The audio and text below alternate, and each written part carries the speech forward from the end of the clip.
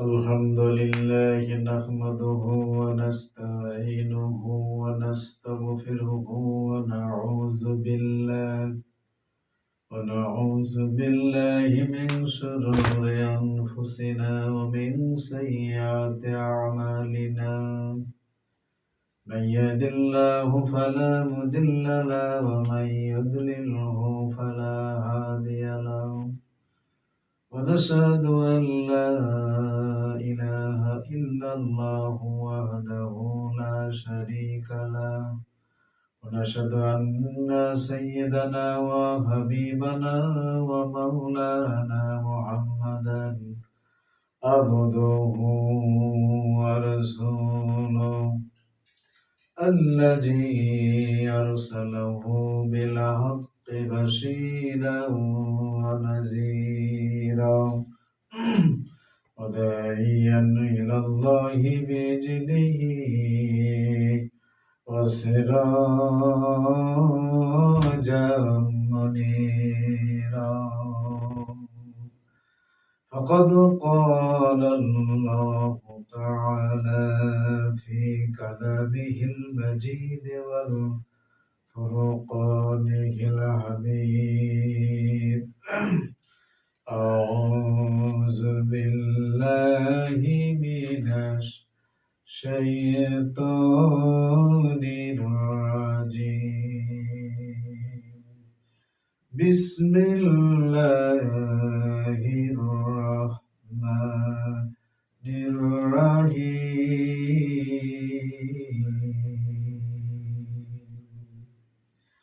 قل يا عبادي الذين أسرفوا على أنفسهم لا تقنطوا من رحمة الله إن الله يغفر الذنوب جميعا إنه هو الغفور الرحيم.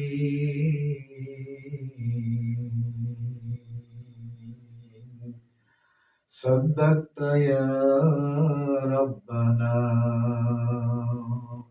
وقال تعالى في شان رسول الله صلى الله عليه وسلم إن الله وملائكته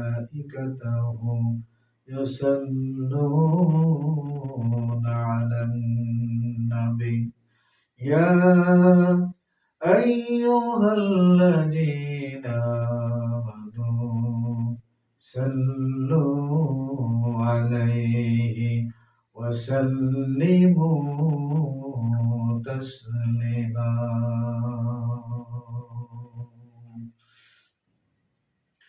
কোন জমিনে মাটি আমার হবে গোরস্থান। কোন জমিনে মাটি আমার হবে গোরস্থান। কাদের সুখের জলে আমি পাব পরিত্রাণ। কোন জমিনে মাটি আমার হবে গোরস্থান। কারায় আমায় গোসল দিবে, কেড়ে নিবে কাফন। কারায় আমায় করে দিবে দাফন। কারায় আমায় পাশে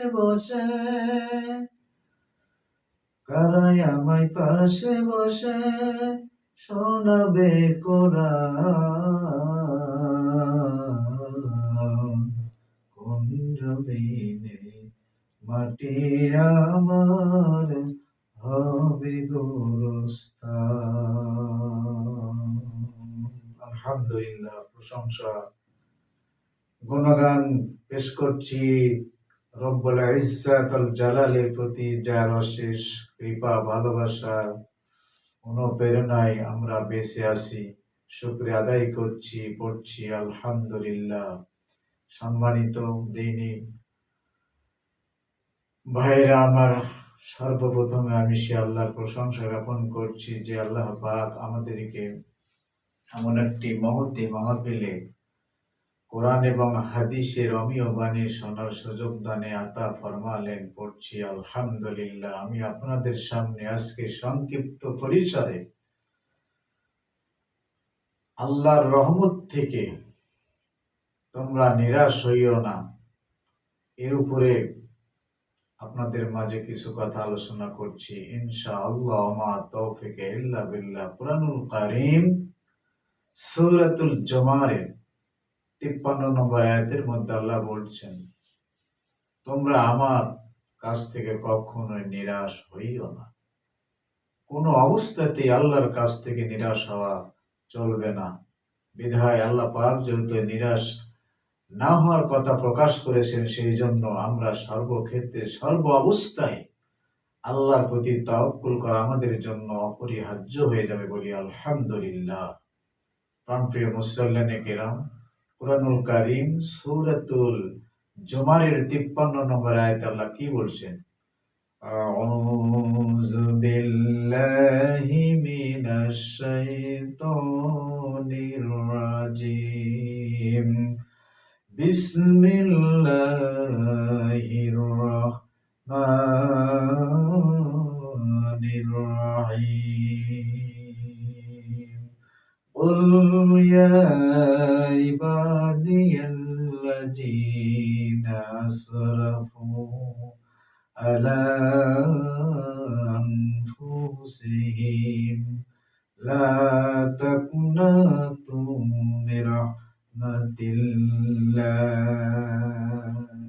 إن الله يغفر الذنوب جميعا إنه هو الغفور الرحيم صدق الله العظيم। আল্লাহ রাব্বুল আলামিন নিজেই ঘোষণা করে বললেন, নবীজিকে সম্বোধন করে বললেন, নবী হে, তাদেরকে বলে দিন, যারা তাদেরকে বলো, তোমরা যারা নিজেদের উপরে অবিচার করিয়া ফেলিয়াছ, তোমরা কখনো নিরাশ হইও না। লা তাকনাতু মির রাহমাতিল্লাহ, আমি আল্লাহ পাকের অনুগ্রহ থেকে তোমরা নিরাশ হইও না। আমি তোমাদের ইন্নাল্লাহা ইয়াগফিরু যুনুবা জামিআ, নিশ্চয় আমি আল্লাহ তোমাদের পাপ সমূহ ক্ষমা করিয়া দিব। ইন্নাহু হুয়াল গফুরুর রাহিম,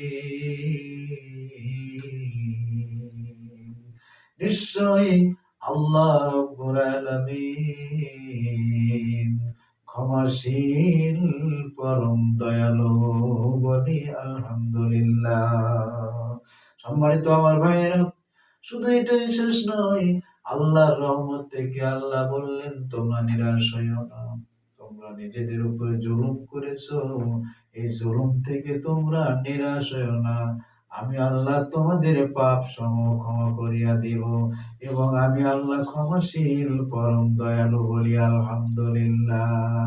আল্লাহ পাকের পয়গম্বর হযরত মুসা কালিমুল্লাহ আল্লাহ পাকের কাছে আবেদন করলেন, মাবুদ, তুমি আমাকে একটু জানিয়ে দাও, আমাকে দেখিয়ে দাও। আয় আল্লাহ পাক, যাকে তুমি নাফরমান বলে মনে করো, যাকে তুমি অপছন্দের বান্দা মনে করো, যার নামটা জাহান্নামের তালিকায় তুমি লিখে দিয়েছো সর্বপ্রথম। আল্লাহ গো, ওই জাহান্নামী লোকটারে একটু আমাকে দেখায় দাও, আমার সঙ্গে একটু পরিচয় করিয়ে দাও। আল্লাহ, তুমি কাকে নাফরমানি হিসাবে আখ্যায়িত করেছো, কাকে অপছন্দের বান্দা হিসেবে জাহান্নামের তালিকায় নামটা লিখে দিয়েছো।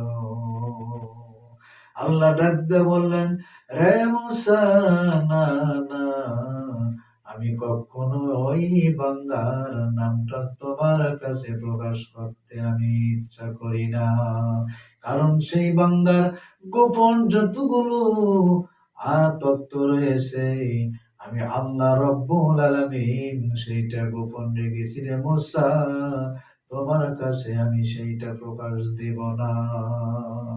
আল্লাহ পাকের কাছে আল্লাহর পয়গম্বর মুসা ডাক দিয়ে বললেন, আল্লাহ গো, আমাকে সেই বান্দাকে একটু দেখাও, যাকে অপছন্দের বান্দা হিসাবে মনে করে জাহান্নামের তালিকায় নামটা লিখে দিয়েছো। আল্লাহ, তাকে একটু আমাকে পরিচয় করায় দাও। আল্লাহ ডাক দিয়ে বললেন, মুসা রে, তোমার সঙ্গে আমি সাক্ষাৎ করাতে পারি, কিন্তু তার সঙ্গে কথা বলা চলবে না। তুমি যদি নিশ্চুপ থাকতে পারো, আমি তাহলে সেই বান্দাকে তোমাকে দেখাইয়া দিব। আল্লাহ পাকের পয়গম্বর মুসা ওয়াদাবদ্ধ হয়ে গেল, আল্লাহ রাব্বুল আলামিনের কাছে প্রকাশ দিয়ে দিল, আল্লাহ, আমি অবশ্যই ওই বান্দার সঙ্গে কোনো কথা বলবো না, শুধু চোখ দিয়ে দেখবো কোন বান্দাকে নাফরমান বলে আল্লাহ জাহান্নামের তালিকায় তার নামটা লিখে দিয়েছো। আল্লাহ ডাক দিয়ে বললেন, মুসা রে, তাহলে তুমি সকালবেলা ওই রাস্তার মোড়ে গিয়ে দাঁড়িয়ে থাকবা, সর্বপ্রথমে যেই ব্যক্তির সঙ্গে তোমার সাক্ষাৎ হবে রে মুসা, জানবে ওই ব্যক্তির নামটাই আমি আল্লাহ রব্বুল আলামিন আমার অপছন্দের বান্দা হিসাবে জাহান্নামের তালিকায় নামটা লিখে দিয়েছি।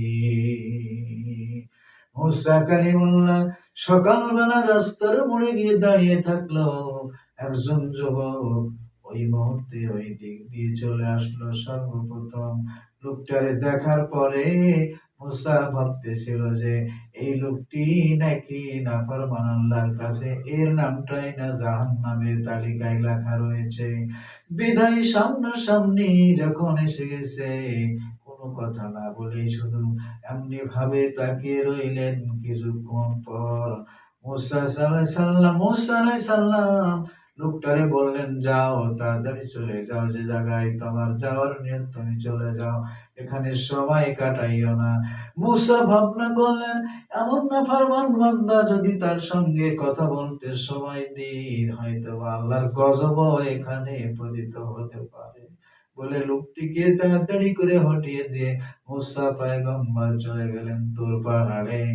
যাওয়ার পরে তিনি আবারও আল্লাহর কাছে প্রার্থনা করলেন, ও মাবুদ, জাহান্নামের তালিকার ভক্ত বান্দাকে আমি চোখ দিয়ে দেখলাম, রব্বুল আলামিন, ঠিক আছে, এখন আমি একটু জান্নাতি বান্দাকে পছন্দ করি, তুমি কোন বান্দাকে পছন্দ করে জান্নাতের নাম তালিকায় লিখে দিয়েছো, ওই বান্দাকে একটু আমি দেখতে চাই, কোন বান্দাকে তুমি মনের থেকে পছন্দ করে জান্নাতের তালিকাভুক্ত করেছে। সর্বপ্রথম বলি আলহামদুলিল্লাহ।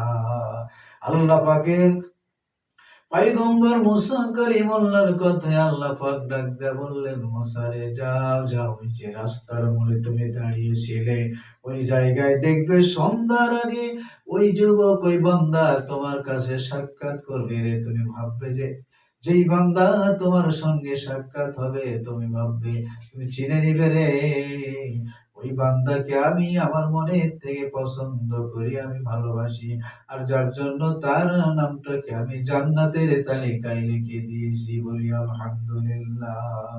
শেষ পর্যন্ত আল্লাহর পয়গম্বর মুসা কালিমুল্লাহ রাস্তার মোড়ে দাঁড়িয়ে থাকলেন। সন্ধ্যা ঘনিয়ে আসলো। একজন যুবক চলে আসতেছিল দূর থেকে চিনতে পেরেছে সকালবেলা যেই লোকটির সঙ্গে আমার সাক্ষাৎ হয়ে গেছে, আবার দেখতেছি ওই লোকটা আবার ফিরে আসতেছে, সামনাসামনি এসে গেছে। উনি চিন্তা করলেন, মুসা চিন্তা করলেন, সকালবেলার লোকটি তো আবার বৈকাল বেলা দেখা হয়ে গেল, ব্যাপার বুঝলাম না কি ব্যাপার। জান্নাতি মানুষটাকে দেখতে চাইলাম, আল্লাহ কি আমাকে জাহান্নামের লোকটাই আবার দেখায় দিয়ে বলতেছিল এটাই জান্নাতি। আল্লাহ পাকের কাছে আবার আবেদন করলেন, ও মাবুদ, সকালবেলা যেই লোকটাকে আমাকে জাহান্নামের তালিকাভুক্ত করে দেখাইলে ওই লোকটা তুমি জান্নাতি বলে আবার ঘোষণা দিলে, আমি কারণ বুঝলাম না। আল্লাহ রাব্বুল ডাক দিয়ে বললেন, মুসা রে শুনে নাও, আমি সূরাতুল জুমারের আয়াতের মধ্যে বলে দিয়েছি আমার কাছ থেকে তোমরা নিজেদের উপর জুলুম করে যেন নিজেরা নিরাশ না হও। তার মানে হলো এই বান্দা সকালবেলা গুনার বোঝা মাথায় নিয়ে যখন রওনা দিয়েছে, তোমার সঙ্গে সাক্ষাৎ হয়েছে, আর এই বান্দার নামটা আমি জাহান্নামের মধ্যে লিখে দিয়েছি। তারপরে বান্দা পাহাড়ের কিনারে গিয়ে নির্জন জায়গায় গিয়ে অনুতপ্ত হইয়া চোখের পানি ফেলে কেঁদে কেঁদে আমার কাছে প্রার্থনা করেছে, আমি তো আল্লাহ ঘোষণা দিয়েছি তোমরা জুলুম করেও তোমরা নিরাশ হইও না। আর আমার দয়া হয়ে যাওয়ার কারণে ওই বান্দাকে বিগত জীবনের গুনাহ মাফ করে দিয়ে ওই বান্দাকে জাহান্নামের তালিকা থেকে নামটা কাটাইয়া জান্নাতে নাম আমি তার তালিকাভুক্ত করে দিয়েছি। বলি আলহামদুলিল্লাহ।